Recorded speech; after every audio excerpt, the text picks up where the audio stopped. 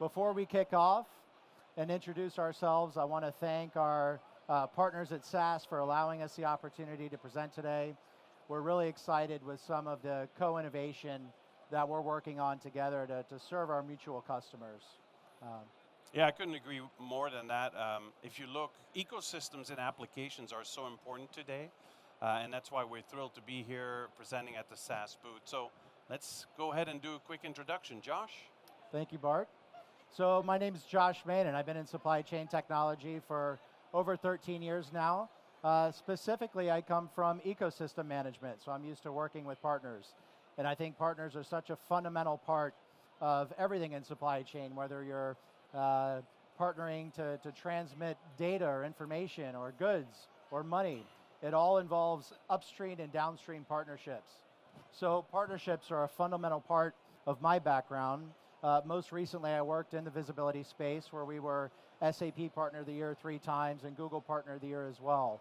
So we're very excited, and we do have a partner-first mentality here at Mojix that we want to work very closely with SAS and the rest of our customers to deliver a world-class product. Yeah, quick on my background. I've been in supply chain for over 30 years. I've had the good luck in my past to be both on the operational side, first in logistics and the 3PL side in Europe back in the 90s, then worked for a couple of technology startups, then worked for PepsiCo for 10 years, where I was responsible for the application portfolio of all the warehouse transportation and fleet systems. And then I joined the research firm Gartner, where I really got a good look at the entire industry to see what technologies were out there and what really customers were buying into. And then the last 2 years I spent as an executive at Project 44, and I've become an independent advisor working with companies like Mojix. So what we're talking today is really around visibility, but there's different types of visibility. We'll talk about that in a minute as well.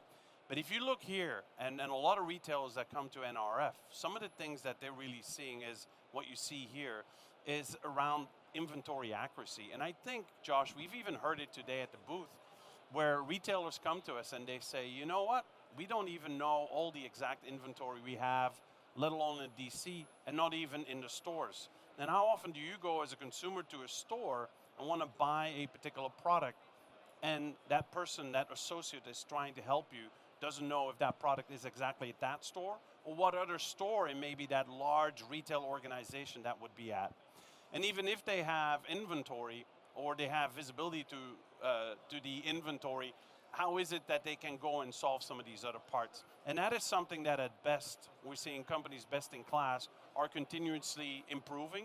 I don't think there's a single company that doesn't want to have better control over inventory. And some of the reasons are that if you look at last year, inventory was a big issue, because in 2022, we saw a huge increase in the US in business logistics costs. And a big part of that, about half of that increase in cost, which was about 19.6% increase from the year before, was due to inventory holding cost. So last year, companies really started to have a much larger focus on inventory. I think this year, there's an additional focus on inventory. Why? Because companies always want to have the inventory, but having kind of that resilience at any cost. And what we're seeing now is companies are much more focused on how do we manage cost, how do we do that more profitably? And that's obviously by understanding that better, which starts with data, and we'll talk about how that data can also help in systems like SAS to plan better around inventory. Yeah, great points, Bart. And loss prevention also is something we hear a lot amongst retailers, right? So imagine a world where you could have zero inventory loss through real-time information. And I'm very fortunate and also proud to say that in partnership with Mojix, we actually have a customer that had zero inventory loss in 2024. Not only a customer, but a $15 billion retailer, right? So there is power in real-time visibility. Yeah, and I think the other part is, so talking about some of these reasons, that's why visibility continues to be a top priority for companies. And they're actually understanding that it's not just important to have visibility and have the data, but it's then also the importance of not just having visibility to certain parts within the ecosystem. And I would say with COVID, a lot of the logistics issues were really around the movement of products because there was closures of plants, or there were ports shut down, or maybe container ships took longer. So we saw in like 21, 22, and even 23, a big focus around how do we really have that inventory in motion and that transportation part controlled. Now a lot of it is really around how do we have visibility to that inventory at the item level, in the store, at the DC, etc. And then the other part is, it's not just good enough to know that inventory at the item level. And by the way, you don't just want to know that in different parts. You want to see it end to end, all the way from the supplier, all the way to where the consumer is consuming that product. But the other part is, how do you really use that data better? Because I think we've had parts of visibility before. I think where we haven't gone yet is being able to get all the data, stitch it all together, and really give the insights to the companies to, again, manage that cost better, become more profitable, and hopefully at the same time also providing their consumers a better experience. Yeah, excellent points. And as I look at our business in 2023, we actually had over 20 billion stored data points in our business. So when you think about partnering with companies like SAS, right, world-class data management and analytics companies, and harnessing that 20 billion chained and stored data events, you really get to a very powerful supply chain that you can be reactive, you can plan better, and you can execute for optimal efficiency, right? That's right, and I think we're going to see a big change from being reactive to being proactive, and that's part of what we're seeing here. So how do you really use then some of that item level visibility in different parts of the store? It's obviously around the store or the inventory accuracy, but it's not just that. It's not just about how do I manage the inventory, reduce the cost, having the inventory at the right place, because we still see retailers shipping their products to the outlet without really knowing, does the outlet really need it? What are the fast-moving products? What are slow-moving products? So how do I make that right decision? But it's also around the workforce, right? It's like when you go to a store, and I have that, it's a personal frustration of mine. Why would I do the effort of going to a retail store to just find out if I want a shoe 11 and a half wide, and they go, sir, we don't have wides. If you want a wide, you have to order it online. Why did I then have to come into the store? And for a retail associate to not be able to provide service to the customer, that's frustrating. That's not a good use of our workforce. And so being able to provide that information as well, the fingertips of your associates, sales associates, it's just so much easier for them to obviously serve the customer, but at the same time to enjoy their job better. And all that leads to a better experience both for your talent, but also for your customer base. And then also what we're seeing more and more is the assortments, because we've seen these stores have larger assortments. Right. We're seeing larger retailers or retail groups that have multiple brands, multiple products. How do you control that? In general, it becomes more and more complex because we have such more wide variety of the product. And so how do you balance between DC and store, between certain brands, between certain products, and how do you give the insights to make those right decisions?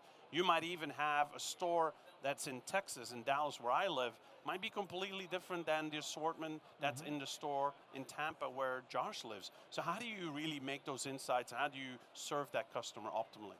Right, and even think about the labor efficiencies as retail stores want to provide a better customer experience with sometime reduced headcount in store. Think about, the management of inventory in real time can help empower those associates in the store to make faster, better decisions that don't necessarily require corporate support. So it can reduce even internal and improve operational efficiencies, and ultimately the customer is the one that benefits from that because they have more attention in store. They're there to have a higher, better experience and purchase and make the purchases that they want. So. Yeah, very good. Now, as we said in the beginning, right, so there's different parts of visibility, and a lot of companies always talk about end-to-end supply chain visibility. But how do you do that? You have to have multiple sources of data, but I haven't seen a single company that can provide all of that information. Because either you have a focus, for example, around the inventory in motion, which is transportation, which are completely different sources. You get it from the carrier, you get it from telematics system. Then you have the other part, which is the real-time inventory visibility or inventory at rest. That comes from things like RFID or from scans or from 2D, 3D barcodes, from Bluetooth sensors, etc. But really where it's important is to be able to have all of the data come together and then stitch it together where needed, so you can really have that full view from a supplier inventory to when that goes from the supplier in motion to the DC, but also have it in the DC. Then when it goes from the DC in transit to the store and in the store. Only then, when you put all that information together, can you truly say you now have end-to-end visibility over the product. And that's why it's important for companies like Mojix to have partnership with other players in the market like FourKites, like Project 44 and others, and be able to then provide all that data, just like SAS is creating that ecosystem with all these partners to provide as much data that they can use in their systems at the same time. That's right. So what is end-to-end real-time supply chain visibility, and what does it unlock at the end of the day? Well, it unlocks accuracy. As we mentioned, there is a world where you can have 100% inventory accuracy with end-to-end supply chain data, marrying that inventory in motion with inventory at rest. It can help you make better inventory decisions. It can help with your overall efficiency of supply chain execution. It helps you with better planning and forecasting so you can make better upstream decisions. And then overall enhanced resilience. So as we go through all of these anomalies and supply chain disruptions that are happening, we can probably think of 3 or 4 right now that are disrupting our supply chains. Being able to react to that against already predetermined scenarios just make us more flexible and agile. Yeah, and obviously to get to that, it is a journey. And typically when we talk about visibility, typically people think about the execution side, right? That's kind of where the basic layer is, that real-time inventory visibility, same with the real-time transportation visibility. That's really first where you focus on to understand where's my inventory from a store perspective, where is it in transit. But the power of that, when you get that data, you start unleashing the analytics on it, you're going to get immediate value off it. But over time, as you generate all that data, you make sure that one, you get that across your entire network. Secondly, that you make sure the data is clean and it's complete. Now you can start pushing that upwards through the supply chain. The advantage of that when you push that upwards is that the data you need is less granular, but at the same time, the value you create in the organization is so much higher. So we're going from using information more from an execution point of view to using it to better manage your inventory.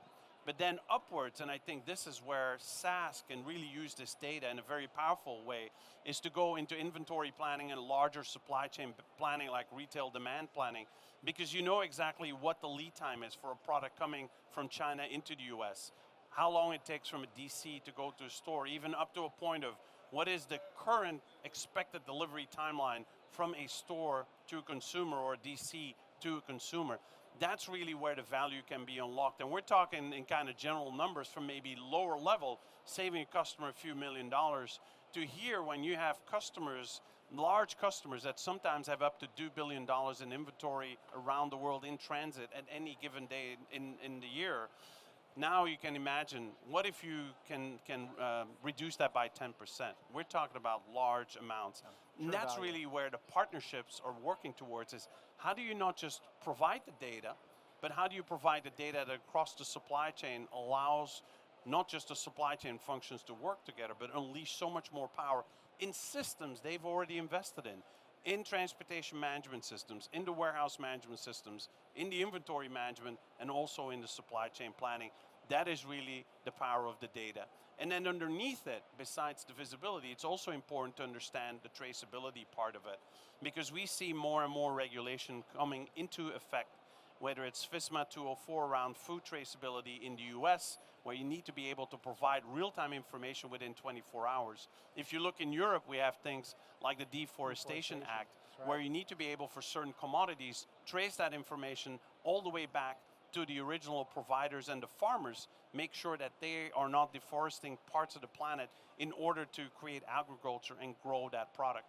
And that at the same time also provide inputs into sustainability, which, as you know, is another priority of companies because of regulations. We see that in Europe with the supply chain mandate, but we're also starting to see that with some of the new SEC rules around ESG within the US, where companies have to provide information around scope 1, 2, and 3 emissions.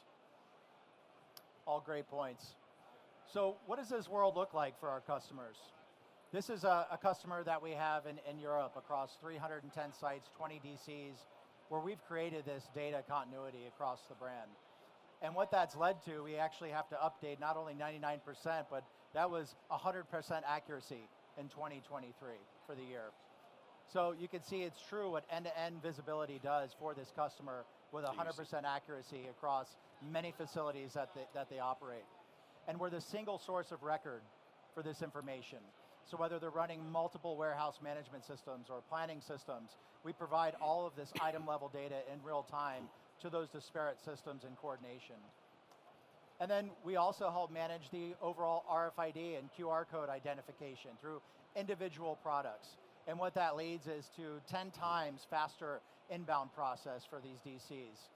And they're able to search faster in stores, 70% more efficient. So when you talk about a better customer experience, this is less time that associates are having to use on finding the product that the customer wants and providing that better level of service. Yeah, I think you made a good point there, Josh, right? Especially this second point here.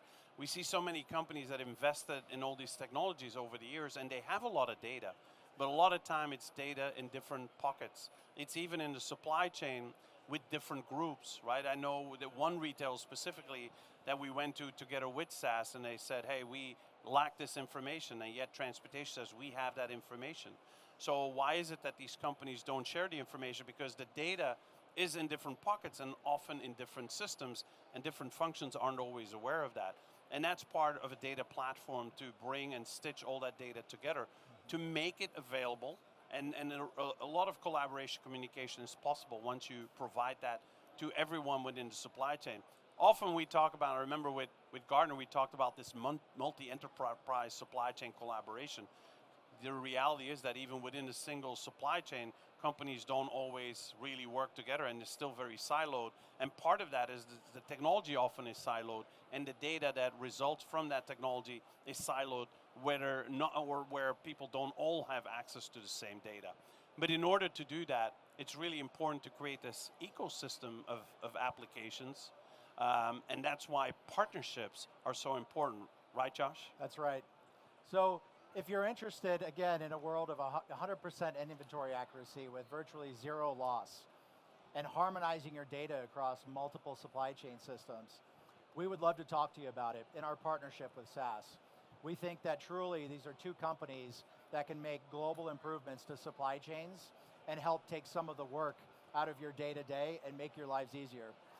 So we do have our CEO, Chris Cassidy, in the background, as well as our head of value engineering, Chris Tagg. We'd love to show you more about what we can do better together, and we really appreciate the time. So thank you. Yeah, thank you so much. And like we said, I think 2024, it's already showed through surveys, companies are only going to invest more in technology, but the focus will be how do you unleash the value of that technology, because that's one concern. How do I get the ROI of the technology investment? And secondly, what's the change management? And I think the power of that is there's so many of customers that already are using SaaS technologies that can leverage their technology so much better once they get access to more data, because again, that immediately releases a lot more value. And again, from our perspective, we want to thank SAS again for having us part of the booth, and we really look forward to taking this partnership in 2024 to the next level with more retailers taking advantage of this data. That's right. Thank you. Thank you. All right.